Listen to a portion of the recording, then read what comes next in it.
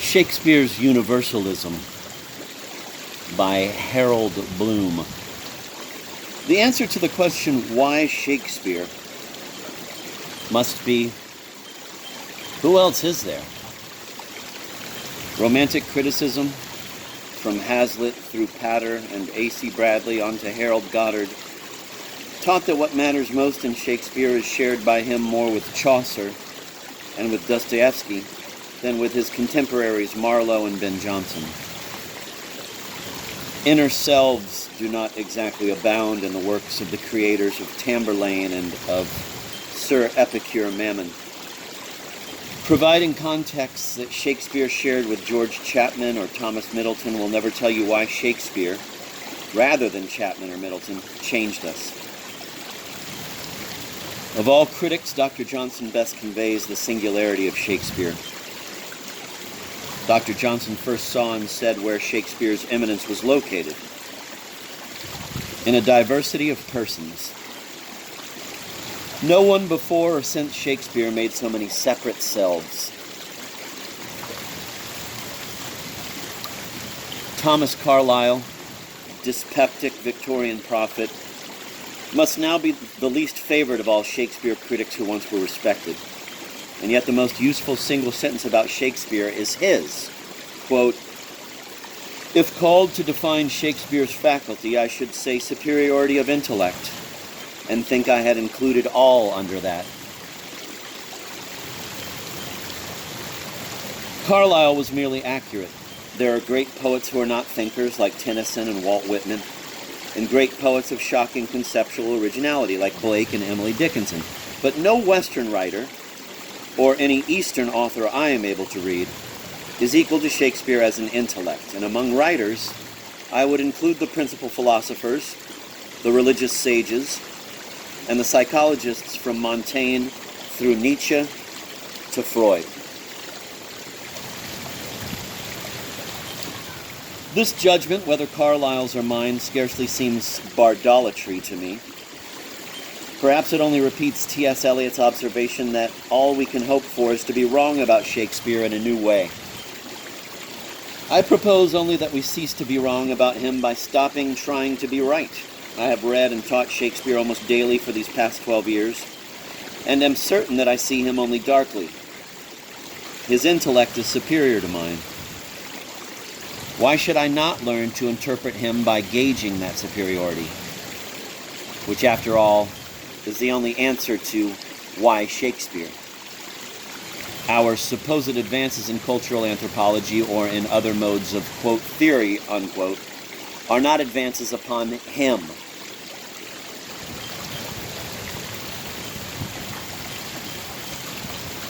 In learning, intellect, and personality, Samuel Johnson still seems to me first among all Western literary critics. His writings on Shakespeare necessarily have a unique value. The foremost of interpreters commenting on the largest of all authors cannot fail to be of permanent use and interest. For Johnson, the essence of poetry was invention, and only Homer could be Shakespeare's rival in originality. Invention, in Johnson's sense as in ours, is a process of finding or of finding out. We owe Shakespeare everything, Johnson says, and means that Shakespeare has taught us to understand human nature.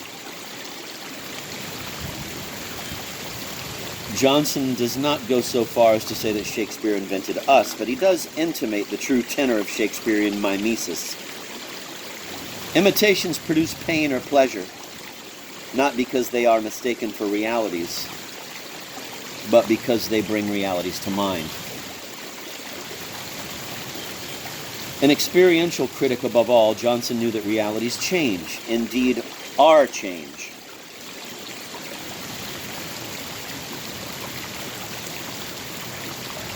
What Shakespeare invents are ways of representing human changes, alterations not only caused by flaws and by decay, but affected by the will as well, and by the will's temporal vulnerabilities.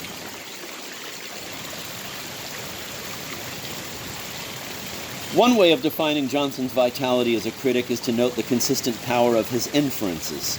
He is always sufficiently inside Shakespeare's plays to judge them as he judges human life, without ever forgetting that Shakespeare's function is to bring life to mind, to make us aware of what we could not find without Shakespeare. Johnson knows that Shakespeare is not life, that Falstaff and Hamlet are larger than life, but Johnson knows also that Falstaff and Hamlet have altered life. Shakespeare, according to Johnson, justly imitates essential human nature, which is a universal and not a social phenomenon. A.D. Nuttall, in his admirably Johnsonian A New Mimesis, 1983, suggested that Shakespeare, like Chaucer, implicitly contested the transcendentalist conception of reality. Johnson, firmly Christian, would not allow himself to say that, but he clearly understood it, and his uneasiness underlies his shock at the murder of Cordelia at the end of King Lear. Only the Bible has a circumference that is everywhere like Shakespeare's, and most people who read the Bible regard it as divinely inspired, if not indeed supernaturally composed. The Bible's center is God, or perhaps the vision or idea of God, whose location necessarily is unfixed. Shakespeare's works have been termed the secular scripture, or more simply, the fixed center of the Western canon.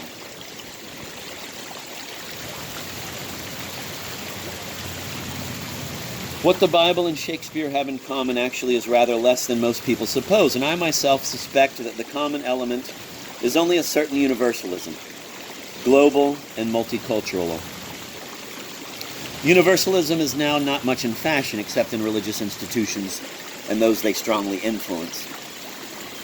Yet I hardly see how one can begin to consider Shakespeare without finding some way to account for his pervasive presence in the most unlikely contexts.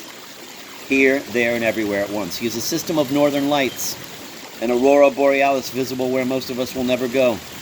Libraries and playhouses and cinemas cannot contain him. He has become a spirit or, quote, spell of light, end of quote, almost too vast to apprehend. High romantic bardolatry, now so much disdained in our self-defiled academies, is merely the most normative of the faiths that worship him. I am not concerned in this book with how this happened, but with why it continues. If any author has become a mortal god, it must be Shakespeare. Who can dispute his good eminence, to which merit alone raised him? Poets and scholars revere Dante. James Joyce and T.S. Eliot would have liked to prefer him to Shakespeare, yet could not.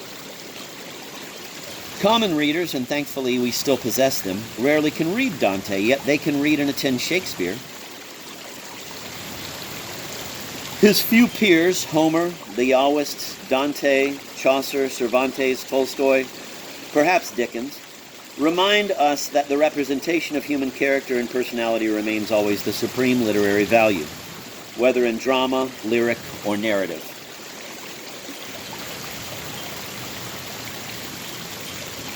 I am naive enough to read incessantly because I cannot on my own get to know enough people profoundly enough. Shakespeare's own playgoers preferred Falstaff and Hamlet to all his other characters, and so do we, because Fat Jack and the Prince of Denmark manifest the most comprehensive consciousnesses in all of literature. Larger than those of the biblical J writers Yahweh, of the Gospel of Mark's Jesus, of Dante the Pilgrim and Chaucer the Pilgrim, of Don Quixote and Esther Summerson, of Proust's narrator and Leopold Bloom. Perhaps indeed it is Falstaff and Hamlet rather than Shakespeare who are mortal gods, or perhaps the greatest of wits and the greatest of intellects between them divinized their creator.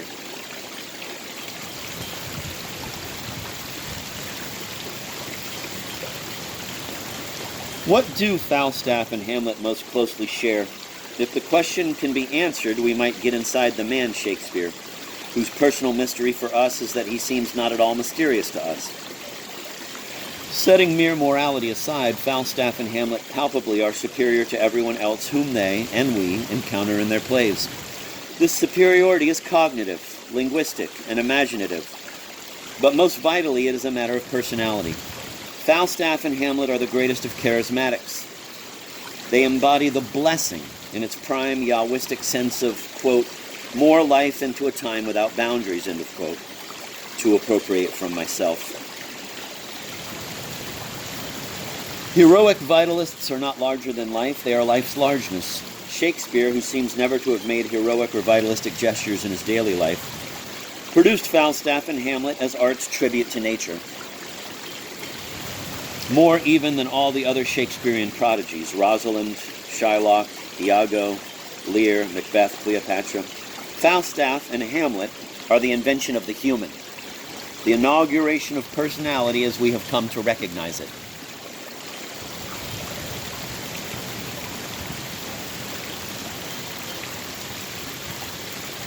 The idea of Western character, of the self as a moral agent, has many sources: Homer and Plato, Aristotle and Sophocles, the Bible and St. Augustine, Dante and Kant, and all you might care to add. Personality, in our sense, is a Shakespearean invention, and is not only Shakespeare's greatest originality, but also the authentic cause of his perpetual pervasiveness. Insofar as we ourselves value and deplore our own personalities, we are the heirs of Falstaff and of Hamlet, and of all the other persons who throng Shakespeare's theater of what might be called the colors of the spirit. How skeptical Shakespeare himself may have been of the value of personality, we cannot know. For Hamlet, the self is an abyss, the chaos of virtual nothingness. For Falstaff, the self is everything. Perhaps Hamlet, in Act 5, transcends his own nihilism. We cannot be certain. In that ambiguous slaughter that reduces the court at Elsinore to the fop, Osric, a few extras, and the inside-outsider, Horatio. Is Hamlet self-divested of all his ironies at the end? Why does he give his dying vote to the bully boy Fortinbras, who wastes soldiers' lives in a battle for a barren bit of ground scarcely wide enough to bury their corpses? Falstaff, rejected and destroyed, remains an image of exuberance. His sublime personality, of vast value for us, has not saved him from the hell of betrayed and misplaced affection. And yet our final vision of him, related by Mistress Quickly in Henry V, remains of supreme value, evoking the 23rd Psalm and a child at play with flowers.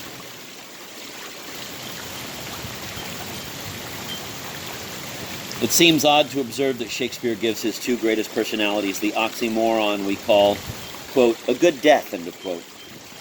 But how else could we phrase it?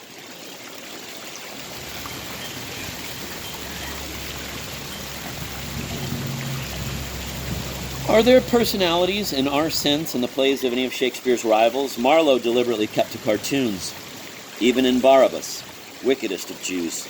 And Ben Jonson has deliberately confined himself to ideograms, even in Volpone, whose final punishment so saddens us. I have a great taste for John Webster, but his heroines and villains alike vanish when juxtaposed to those of Shakespeare. Scholars attempt to impress upon us the dramatic virtues of George Chapman and of Thomas Middleton, but no one suggests that either of them could endow a role with human inwardness. It provokes considerable resistance from scholars when I say that Shakespeare invented us, but it would be a statement of a different order if anyone were to assert that our personalities would be different if Jonson and Marlowe had never written. Shakespeare's wonderful joke was to have his ancient pistol, Falstaff's follower in Henry IV, Part 2, identify himself with Marlowe's Tamburlaine. Much slyer was Shakespeare's ironic yet frightening portrait of Marlowe as Edmund, the brilliantly seductive villain of King Lear. Malvolio in Twelfth Night is both a parodistic portrait of Ben Jonson and a personality so humanly persuasive as to remind the playgoer, unforgettably, that Jonson has no fully human beings in his own plays. Shakespeare, not only witty in himself, but the cause of wit in other men, absorbed his rivals in order to hint that their own extraordinary personalities far surpassed their creations, but not what Shakespeare could make of them. And yet, Edmund's nihilistic intellect, like Iago's, is dwarfed by Hamlet's, and Malvolio's uneasily comic splendor is a teardrop alongside the cosmological ocean of Falstaff's laughter. We perhaps are too attentive to Shakespeare's theatrical metaphors, to his overt self-awareness as an actor-playwright. His models must have come more frequently from other spheres than his own. Yet he may not have been, quote, imitating life, end of quote, but creating it in most of his finest work.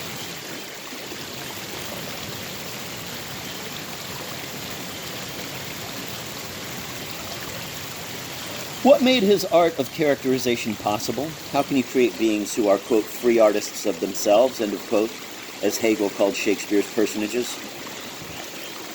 Since Shakespeare, the best answer must be, quote, by an imitation of Shakespeare, end of quote. It cannot be said that Shakespeare imitated Chaucer in the Bible in the sense that he imitated Marlowe and Ovid. He took hints from Chaucer, and they were more important than his Marlovian and Ovidian origins, at least once he had reached the creation of Falstaff. There are traces of plenty of fresh human personalities in Shakespeare before Falstaff. Falconbridge, the Bastard in King John, Mercutio in Romeo and Juliet, Bottom in A Midsummer Night's Dream. And there is Shylock, at once a fabulous monster, the Jew incarnate, and also a troubling human uneasily joined with the monster in an uncanny blend. But there is a difference in kind between even these and Hamlet, and only a difference in degree between Falstaff and Hamlet. Inwardness becomes the heart of light and of darkness in ways more radical than literature previously could sustain.